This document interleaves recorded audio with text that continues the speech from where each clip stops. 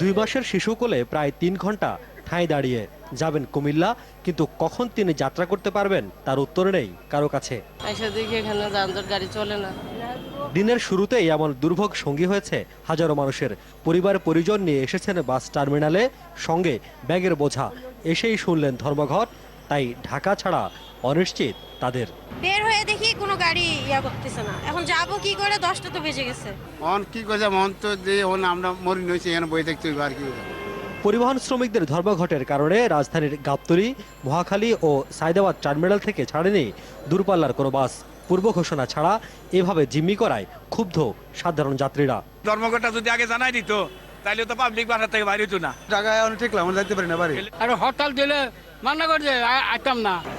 শুধু দূরপাল্লার বাস নয়, শ্রমিকদের বাধার কারণে নগরীতে চলাচলকারী অনেক বাসও বন্ধ করতে বাধ্য হয়েছেন অনেকে।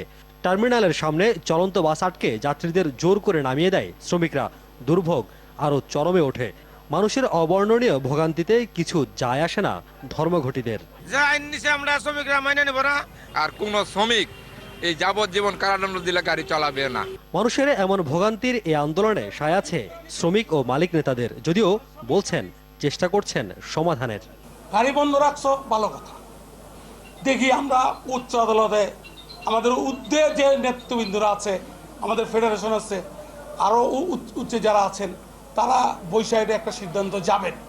তারেক মাসুদ, মিশুক মনির নিহতের মামলায় বাস চালকের যাবজ্জীবন ও সাভারে ইচ্ছে করে ট্রাক তুলে এক নারীকে হত্যার মামলায় ড্রাইভারকে ফাঁসি দেওয়ার রায়ের বিরুদ্ধে এ ধর্মঘট করছে শ্রমিকরা।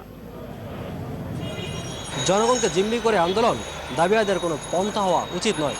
আর তাই পরিবহন এই সমস্যার সমাধানে অবিলম্বে শ্রমিক, মালিক এবং সরকারের প্রতি দাবি জানিয়েছেন ভুক্তভোগী সাধারণ মানুষ।